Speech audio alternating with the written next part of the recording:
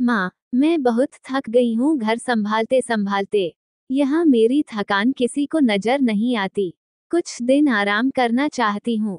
सोच रही हूँ कुछ दिनों के लिए अपने मायके आ जाऊं। आते हुए अपने बच्चों को भी साथ ले आऊंगी। वे वहीं से स्कूल चले जाएंगे। आखिर एक ही शहर में ससुराल और मायका होने का कुछ तो फायदा मिले। स्वाति ने फोन पर अपनी माँ से कहा। शीला जी ने दूसरी तरफ से कहा, हाँ बेटा, जब तेरी इच्छा हो आ जाना, आखिर ये तेरा भी तो घर है। ठीक है माँ, तो मैं कल ही आ जाऊंगी, स्वाति खुश हो बोली। हाँ बेटा, कल आ जाओ, मैं तुम्हारा इंतजार करूंगी। अभी मैं फोन रखती हूँ, मुझे मंदिर भी जाना है। शीला जी ने फोन रख दिया और सीधे किचन में गई। किचन में खाना बना रही बहू से बोली, अरे प्रीति सुनो, कल तुम्हारी ननंद आ रही है। आज बाजार जाकर फल, सब्जी और मिठाइयाँ लेकर आना। बेचारी मेरी बेटी ससुराल में नौकरों की तरह काम करती है और उस पर कोई ध्यान ही नहीं देता। यहाँ आएगी, कुछ दिन रहेगी तो उसका मन और तबीयत अच्छे रहेंगे। सास के मुंह से ऐसी बातें सुनकर प्रीति का चेहरा उतर गया। वो मन ही मन सोचने लगी, काश आपको मेरी थकावट भी नजर आती। मैं भी दिन रात झाड़ू पोछा, बर्तन, खाना बनाना, मार्केट जाना और हर वो काम करती हूँ जिससे हमारे परिवार वालों को कोई दिक्कत ना हो। काश आप मुझ पर भी ध्यान दे पाती। आपकी बेटी तो जब मन में आता है तब यहाँ आ जाती है, लेकिन मैं साल में एक बार ही अपनी माँ के पास जाती हूँ, तब भी आपको प्रॉब्लम होती है। मैं भी इंसान हूँ, मेरा भी मन है, मुझे भी लगता है अपने माँ के पास जाकर थोड़ा आराम करूँ, सुख दुख की दो चार बातें करूँ, अपना मन हल्का करूँ। भगवान, अब तुम ही कुछ करो ताकि मेरी सांस की आंखें खुले और उसे मेरी थकावट भी नजर आए। शाम तक भगवान ने जैसे प्रीति की सुन ली और उसकी ननंद का फोन आया। ननंद ने अपनी माँ से कहा कि उसकी सास ने उसे मायके आने के लिए मना कर दिया है, इसलिए इस बार वो नहीं आ सकती। शीला जी बोली, ऐसे कैसे मना कर दिया? पहले तो कभी वह तुम्हें आने के लिए नहीं रोकती थी, इस बार भला क्या हो गया? लाओ मेरी बात कराओ उसने, मैं समझती हूँ। स्वाति ने फोन अपनी सास के पास दिया। शीला जी ने कहा, नमस्कार समधन जी, आपसे कुछ कहना था। समधन जी ने कहा, कहिए। दरअसल कल त्योहार है, इसलिए स्वाति अपने मायके आना चाहती है, अगर आप उसे भेज दे तो अच्छा रहेगा। स्वाति की सास ने कहा, देखिए समधन जी, आपकी बेटी मायके जा कर रहे, इस बात के लिए हमने उसे कभी नहीं रोका और इस बात से हमें कोई प्रॉब्लम है भी नहीं। कुछ दिनों पहले मैं अपने रिश्तेदार के शादी में गई थी, वहां आपकी बहू प्रीति की माता जी से मिलने का मौका मिला।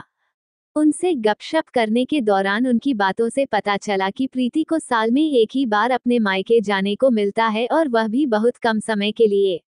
मुझे लगता है आपको पहले प्रीति को उसके मायके भेज देना चाहिए और वह जब मायके होकर आ जाएगी तो मैं स्वाति को आपके पास भेज दूंगी।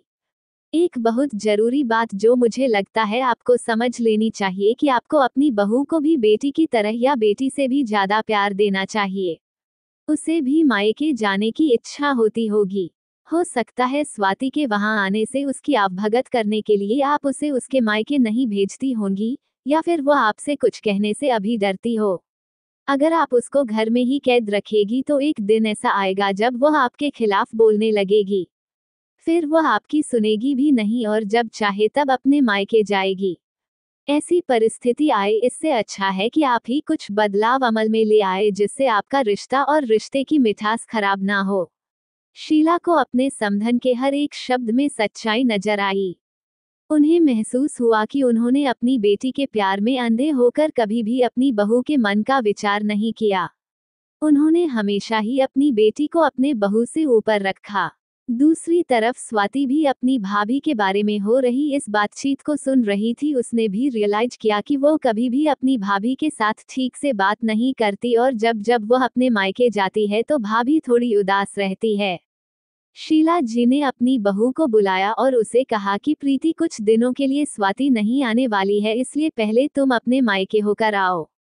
ये सुनते ही प्रीति का चेहरा खिल गया, क्योंकि यह पहली बार था जब उसकी सास ने सामने से उसे अपने मायके जाने के लिए कहा था।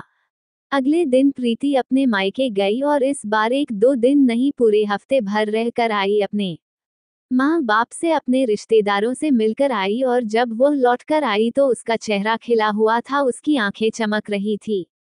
प्रीति के आने के बाद स्वाति भी अपने मायके आई और इस बार वो खुद सामने से अपनी भाभी से खुशी खुशी मिली और अच्छे से बात की। स्वाति ने अपनी माँ से बात करके उन्हें भी अच्छे से समझने में मदद की कि वो कहीं ना कहीं प्रीति के साथ गलत व्यवहार कर रहे थे। दूसरी तरफ प्रीति अपने ससुराल वालों के बदले रवैया से बहुत खुश थी। अब वो खुशी खुशी सबका ध्यान रखती और हर काम प्यार से करती। वह ध्यान रखती कि कोई भी ऐसी बात या काम ना करे जिससे घर में तनाव का माहौल पैदा हो। शीला जी अपनी बहू को खुद ही समय समय पर मायके भेज दिया करती। एक छोटे से बदलाव ने सास बहू और भाभी ननंद के बीच की कड़वाहट को दूर कर दिया और रिश्तों को और भी ज्यादा मीठा और मजबूत कर दिया।